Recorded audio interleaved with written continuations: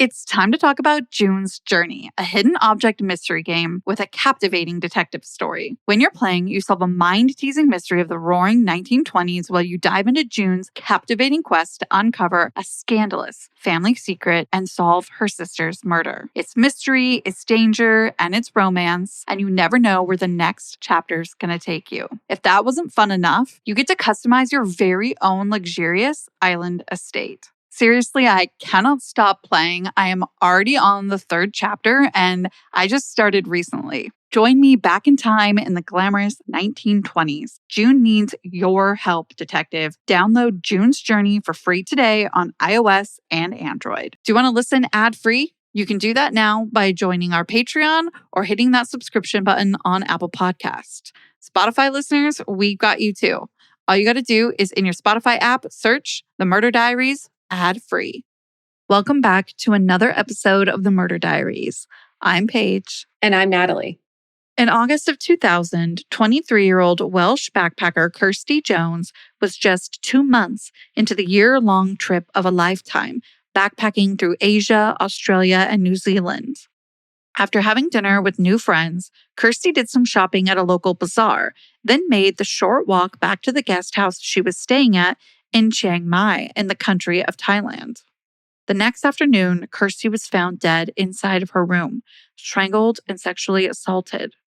Despite DNA being found at the scene, Thai police allowed the room to be contaminated over and over, sinking the investigation before it even started.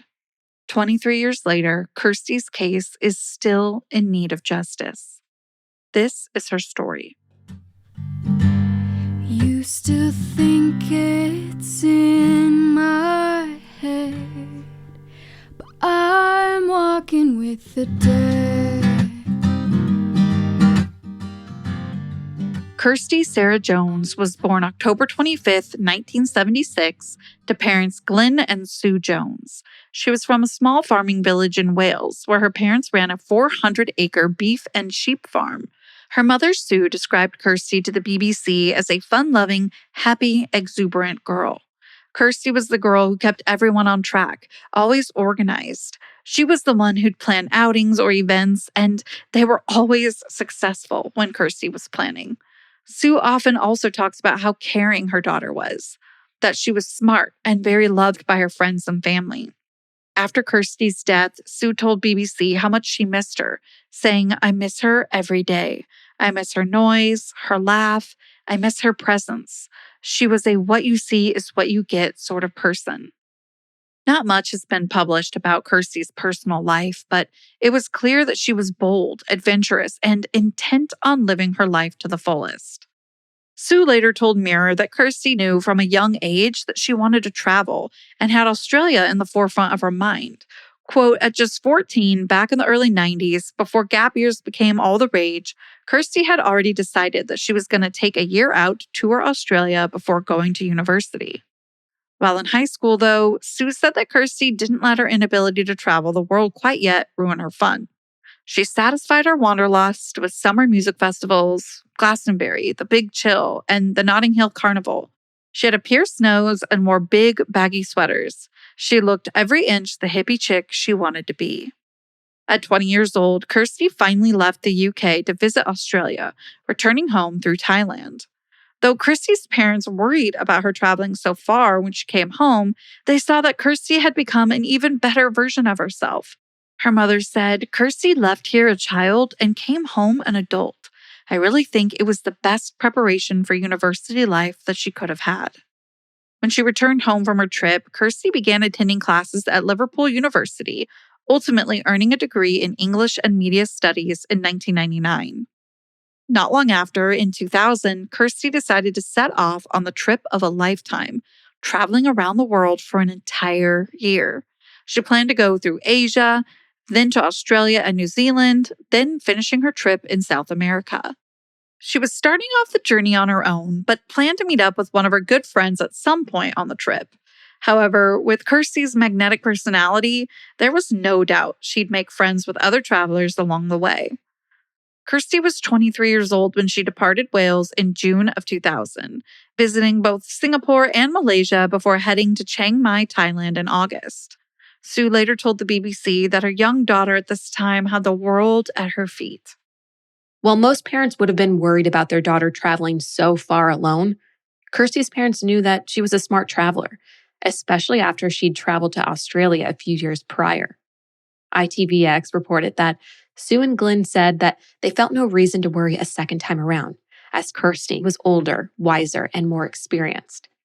Also, unlike during her first trip, they now had access to email to keep in touch.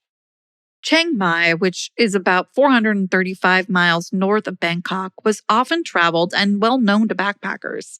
The town has a low cost of living and affordable temporary lodging, so it's an attractive location for people like Kirsty who are trying to stretch their money. On August 4th, 2000, Kirsty checked into the Ari guest house and massage school. The guest house was nothing fancy, and the rooms were just big enough for the bed, but that was about it. However, at just 60 Thai baht per night, which is equivalent to $1.73 USD, it was good enough for Kirsty. Unfortunately, Ari was known for more than just its affordability. It was a haven for drugs. Just a few months before Kirsty arrived, the Royal Thai Police had shut down Ari for 6 months after a backpacker died from a heroin overdose. Kirsty couldn't wait to explore the area. She went on jungle hikes, backpacking through the mountains, and made friends with other travelers. 2 of her new friends were British backpackers named Nathan and Sarah, both 27 years old, so just a little bit older than Kirsty herself. On August 9th, the 3 went to dinner at a nearby Thai restaurant. After dinner, Nathan left the girls so he could make a phone call to his girlfriend. With Nathan gone, Sarah and Kirsty continued their night, meandering around the Chiang Mai night bazaar, where there were vendors selling food, crafts, and other goods. Sarah later said that Nathan left them around 10 p.m., and none of them had been drinking any alcohol or anything like that night. She also recalled that she last saw Kirsty wearing a long, flowery skirt with a pink shirt. Sarah decided to head back to her room around 11 p.m., but said that Kirsty wanted to continue shopping and buying presents. Sarah then left Kirsty at the bazaar and made the 25-minute walk back to Ari. Sarah had no idea, but when she left Kirsty that night, it'd be the last time she'd ever see her alive again. Everything that happened afterwards would be dissected over and over by law enforcement, reporters, and Kirsty's family for years to come. Thai police were called to the Ari guest house in the late afternoon of August 10th. A worker for the establishment reported that she'd found a dead body in one of the guest rooms. The body was that of 23-year-old Kirsty Jones. She'd been sexually assaulted and murdered in the room that she was staying in. Kirsty was found partially clothed, and her blue sarong was pulled tightly around her neck. Young journalist and Thai British national Pim was quick to arrive to the scene. She noted that in Thailand, the first to arrive at a murder scene, or any other crime for that matter, were reporters. Most reporters listened to police radios on police scanners. Initially unknown to police, the crime scene had been tainted before the call to them was even placed. But when the reporters arrived at Kirsty's room at the Ari guest house, they ruined any chance of maintaining a secure crime scene. Pim wrote the following about what she saw that evening: grossly mishandling evidence and the utter lack of respect that they had for the situation and the victim. Quote, along with the rescue service, the local press arrived ahead of the police and immediately invaded the scene of the crime. Kirsty's room was on the ground floor, a dark little room filled with one bed and nothing much else. As more and more reporters arrived, her room had filled up with the curious. I reckon from film footages that 20 people had entered Kirsty's room before any fingerprinting or evidence collecting was done. The evening news that night showed the rescue team responding to requests from cameramen to turn her head from side to side for a good shot. A cameraman opened Kirsty's toiletry bag and pulled out condoms, ubiquitous travel accessories for any sensible backpacker, to hold up, tut-tutting in judgment. Reporters rifled through her clothes, some even touching the bed sheets, which were later used to extract DNA. The crime scene was contaminated within seconds, and no one, including the police, seemed to have been the slightest bit concerned. End quote. Another reporter said that it's normal practice for lower-ranking police officers to accept bribes from journalists to allow them into crime scenes. Kirsty's parents were on vacation in Spain with friends at the time. Sue recounted to the Mirror when she'd first found out what happened. They told us to sit down. Something terrible had happened. We thought at first it was bad news about our parents, but then our friends said it was Kirsty. They'd seen a news report on Sky that a young graduate had been found murdered in a backpacker hostel. Kirsty's name and photo was everywhere. I was devastated. We flew home that night to a whirlwind of police, press, and Foreign Office officials. Understandably shocked and horrified by the news that their daughter had been found murdered in Thailand, Kirsty's parents were even more disgusted to find that news cameras were allowed into Kirsty's room. Photos of her body were taken and published in Thai news outlets for the whole world to see. Even in death, Kirsty was not given the privacy she deserved. Reporter Rachel Manwaring wrote an article after watching a made-for-TV documentary on Kirsty's murder, Murder in Paradise: Who Killed Kirsty Jones? In the documentary, Manwaring said that police admitted to not sealing off the crime scene because they had found sperm on Kirsty's body and felt they'd be able to track the murderer through DNA evidence. Additionally, Thai police were unable to get a pathologist to the scene to examine Kirsty's body, and instead had to have her body transported to a local hospital. In defense of the police, forensic author Somsak Vongvavak said, "It is quite a problem to find a pathologist between 4 and 8 o'clock. I have to go up to my private clinic to check patients between 5 and 8. And at 4:15 p.m., I have to pick up my children from school." It was already clear to Kirsty's family and loved ones that they'd have to fight to make sure their daughter got justice, in spite of the drastic mishandling by the Thai police. Once Kirsty's body was examined, it was determined that she died from asphyxiation. She also had significant internal bruising, which indicated a brutal sexual assault. The police commissioner held a conference shortly after Kirsty's murder and assured the public that the murderer wasn't either a staff member or a guest at the RE. They even dropped specific names with no concern as to whether they might actually be involved in the murder or just a blameless bystander. Some officers went down the victim-blaming route, using assumed and speculated information about Kirsty's sex life. They even said that Kirsty was probably a willing participant in the sex. Most importantly, the police commissioner also stated that because they had DNA evidence, they'd arrested someone within a week. He was wrong. Though the exact timeline of when everything happened is a bit fuzzy, statements and alibis began to change. The worker, who was a maid who said that she discovered Kirsty's body at 4 p.m., now said that she'd actually found Kirsty at 10:30 a.m., but had been told not to say anything. She said that the owner and manager, named Andy and Seren respectively, told her that they had to take care of a few things and that she should wait to call the police. There are also reports that say the owner, Andy, was the first person to discover Kirsty's body. Andy was reported to have told police that around midday on August 10th, he was approached by Seren, the manager, who was known for dealing drugs, including marijuana and methamphetamine. He said that Seren told him there'd been a disturbance in room 4 the prior night. Knowing that Kirsty was staying in room 4, he asked Seren if he had seen her that day. Seren told him that he hadn't and that the room was padlocked from the outside. Andy recalled that he wasn't concerned about something happening to a guest, but more concerned about someone leaving without paying their bill. He reportedly told police that when he finally entered Kirsty's room, quote, "It was a terrible scene, obvious sexual assault. She was face down on the bed with a top on, but no underclothes or anything from the waist down." Andy then went upstairs and brought Seren down to see Kirsty in the room. He said that he was going to call the police, but had decided not to, knowing that his visa was 2 years out of date. You see, Andy was English. He then tried to get in touch with someone in immigration. In the documentary, Gil reportedly said that, "I didn't tell my friends there was someone dead in the guest house. Of course, I didn't want the bad publicity, you know?" This change in story led police to their first 2 suspects, Andy and Seren.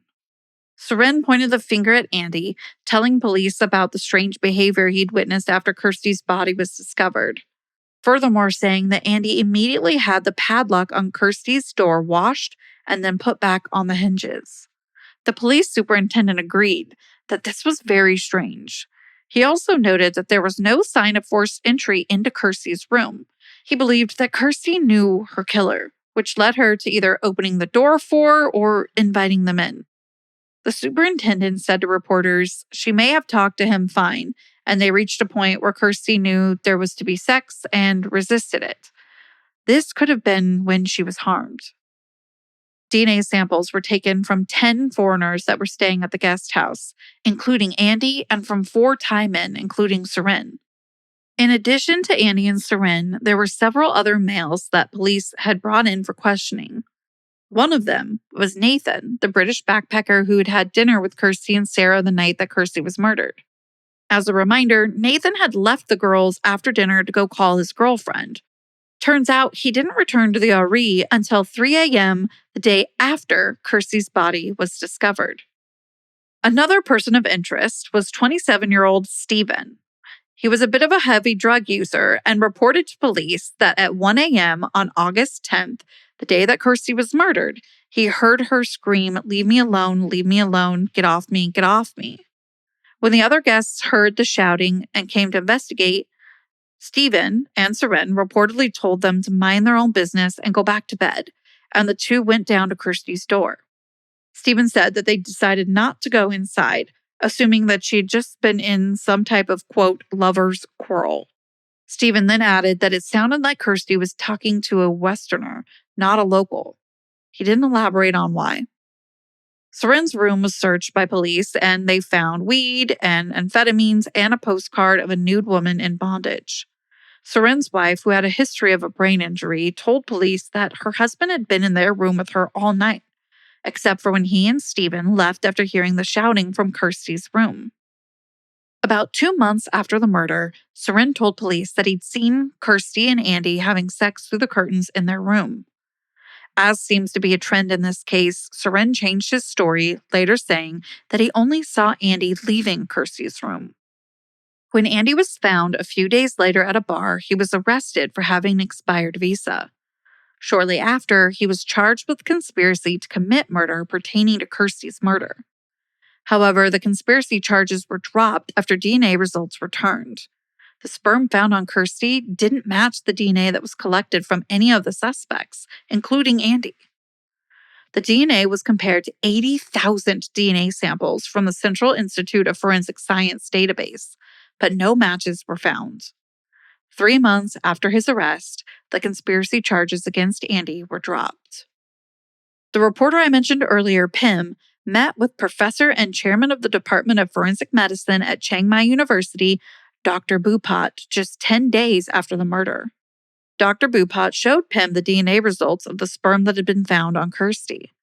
Reportedly, the doctor had been pressured by police to get results that would indicate a non-Thai murderer.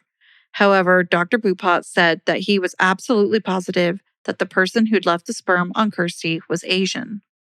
The DNA was also run through Thailand's criminal database in the Central Institute of Forensic Sciences, again returning no match. This led officials to believe that the killer, or one of the killers, could be someone who had never had a run-in with police. A detective from the UK traveled to Thailand and reviewed the DNA profile himself. He later told Wales Online that they were focusing heavily on the forensic evidence and said that, quote, there is a DNA profile, and as a result of that, the Thai authorities have been conducting screenings of inmates in prisons, individuals in the Chiang Mai community detained for sexual offenses, and some other lines of inquiry linked to information that they have had in terms of people who may know something. Kirsty's body was laid to rest in the town of Brecon in Wales on Friday, August 25th, 2000. The service held at St. Beel's Church celebrated the life of the bright and bubbly Kirsty with a short saying on the front of the program. You are our night, our day, our shining star. We love you so much, Kirst, wherever you are. You touched so many hearts along the path you trod. Sleep easy now, darling. Go backpacking with God. Kirsty's family made multiple visits to Chiang Mai and the surrounding areas, desperate to find any witnesses or information that might help, or at the very least, feel a sense of closeness to their daughter. She told Wales Online, as a mother, I cannot rest until her killer is brought to justice for all our sakes, and for the sake of the hundreds of British tourists who travel through Chiang Mai each year. Despite having so many suspects and actual DNA evidence, it didn't seem as though police were any closer to finding out who'd murdered Kirsty. Rumors began to spread around Chiang Mai and the nearby area, some of which were perpetuated by law enforcement. One of the police colonels told a reporter about an explanation he'd heard for the sperm being from an Asian man.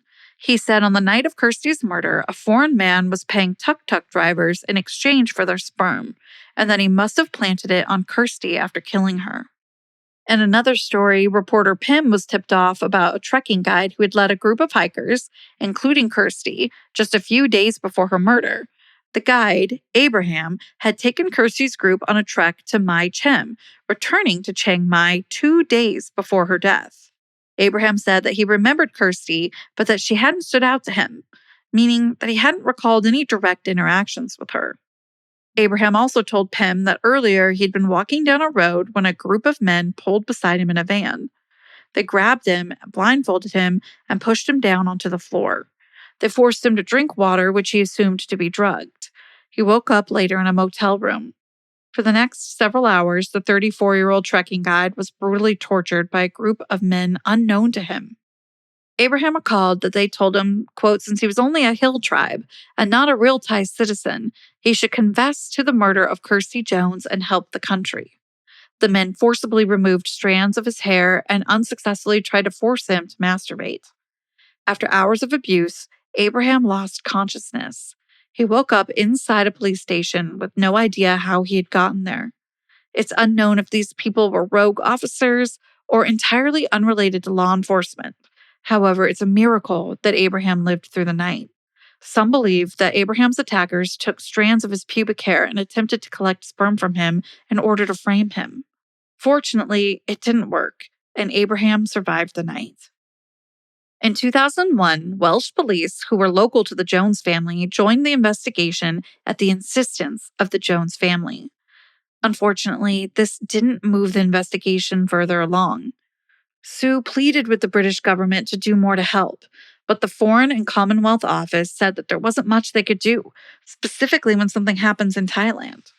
The Jones family couldn't even get access to the case files in Kirsty's case, despite her case being stalled. Many of the Thai police force continued to push the narrative that someone may have sexually assaulted and murdered Kirsty, then placed another man's sperm inside of her to throw off the investigation. The police superintendent even said that they'd seen the exact scenario before in the area. He explained the theory. Quote, let's pretend for a minute that we raped Kirsty and within 2 hours put in a substitute for our own sperm. We tested this theory with people looking for some, and it was available. There are people who will sell sperm, maybe a laborer or someone who needed cash fast, or a prostitute who had saved some from a previous client. End quote. In 2002, Thai police reported that 2 sex workers told them that Wynne paid them to find DNA for him and plant at the scene of Kirsty's murder. These claims, unfortunately, were never substantiated, though. When the Welsh police went to Thailand to assist, they obtained samples of DNA found at Kirsty's crime scene to test at their own lab.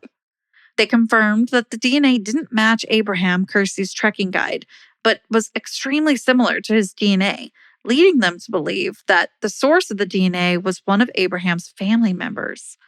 Reporter Pim wrote, this sparked a whole new avenue of investigation, and we media scrambled to find members of Abraham's family who could possibly match the DNA.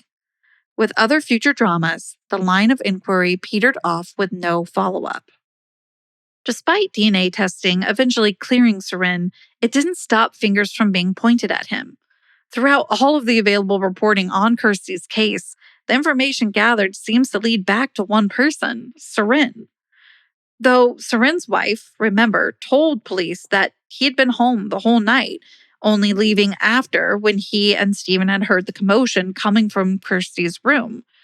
But that might not be the truth. When police initially searched Wynne's room after the murder, they had found weed and he was arrested. This wasn't his first arrest for drug possession, by the way.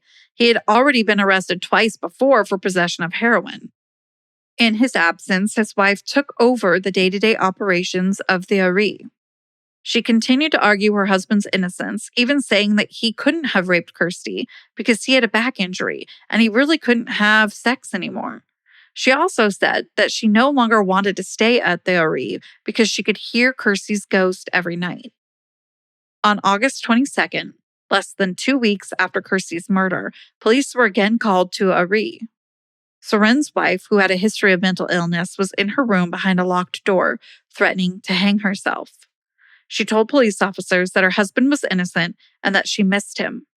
She went on to say that the police wouldn't allow her to visit him or post his bail, and she just couldn't take it anymore.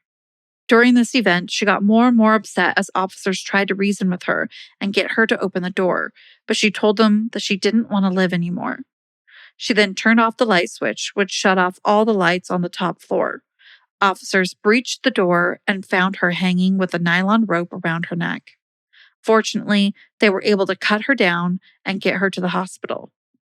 The police colonel continued to state that the case wasn't difficult to solve and that they'd soon have the murderer in custody.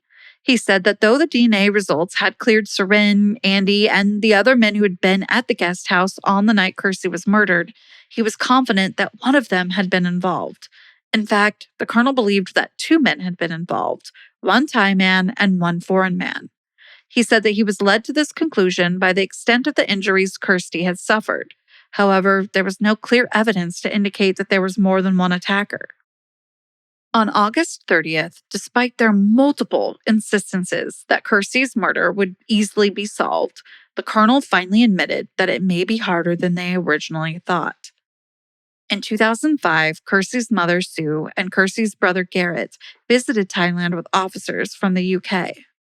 They told the public that they were offering a reward of £10,000, approximately $12,214 USD, for information leading them to the apprehension of Kirsty's killer.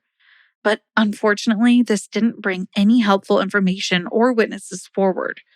The Jones family was left at the mercy of the Thai police. The police continued to go around in circles. They seemingly ignored the small amount of evidence that they'd collected.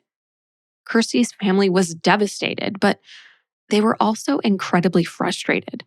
It was heartbreaking to watch as a foreign country's law enforcement continued to bungle their daughter's murder investigation, especially as they saw it happen again and again to other travelers. An article in Time magazine has detailed the significant amount of deaths in Thailand. Foreigners die surprisingly often here. There were 362 UK citizens who met their end in Thailand in 2014, more so even than in France, which attracts almost 20 times as many British visitors. But generally, they lose their lives through traffic accidents, overdoses, and suicides. This was very different. Kirsty's murder wasn't the first or the last that the Thai police had blundered, or even outright neglected to investigate. A man named Matthew Searle, who has worked with families who have mysteriously lost loved ones in Thailand, says it's very difficult working with the Thai authorities, and getting anything done at all is a struggle. If the Thai authorities have an opportunity not to do something, they'll take it. A foreign traveler is not their highest priority, and they don't want the image of foreigners being killed because it's bad for tourism. In March of 2018, Kirsty's family, along with Welsh police, formally requested to have Kirsty's belongings returned to them. Almost 18 years had passed, and the Thai police still hadn't turned her belongings over to UK officials or authorities or even her family. Sue told ITVX that after so much time had passed, it didn't seem like Kirsty's murderer would ever be found. Quote, "It seems in the early stages of the investigation, we hoped and prayed that they would find who did this to Kirsty. Then, as the years have gone by and there have been no further developments, we've lost faith with how the case has been conducted in Thailand. While the Foreign Office was helpful to start with, they have not been there in recent years." In August of 2020, the 20-year statute of limitation on Kirsty's case came to a close, meaning that no one can be prosecuted for her sexual assault and murder. Despite the Jones family's endless efforts and continued assistance from the Welsh police to investigate the case and keep Kirsty's name in the forefront of the minds of Thai authorities and the public, justice wouldn't be served for Kirsty. In the documentary, Kirsty's father reinforced how they felt that the Thai police ruined their daughter's chance at getting justice, saying, "We have our own thoughts about how it's been handled. It was probably shambles from the word go. There was corruption involved with the police." Sue told the BBC that it was incredibly heartbreaking to know that her daughter's killer was free, while Kirsty was gone forever. Sue said to the network, "Had they been brought to justice, the sadness and emptiness would remain the same, but it may have brought us some closure. I hope we have done her proud in trying to get her justice." Despite everything that happened, and despite the heartbreak that Sue and the rest of Kirsty's loved ones continue to suffer every single day, Sue chooses to remember what Kirsty was passionate about and what made her, her, telling Mirror, travel made Kirsty streetwise, confident, and ready for the challenges life could throw at her. I'd hate to think her death would stop anyone from fulfilling their dreams of seeing the world. Be sure to check us out on socials. We're on TikTok and Instagram and Threads at The Murder Diaries Pod. And until next time, stay safe. Bye. Seeking the truth never gets old. Introducing June's Journey, the free-to-play mobile game that will immerse you in a thrilling murder mystery. Join June Parker as she uncovers hidden objects and clues to solve her sister's death in a beautifully illustrated world set in the Roaring '20s. With new chapters added every week, the excitement never ends. Download June's Journey now on your Android or iOS device, or play on PC through Facebook Games.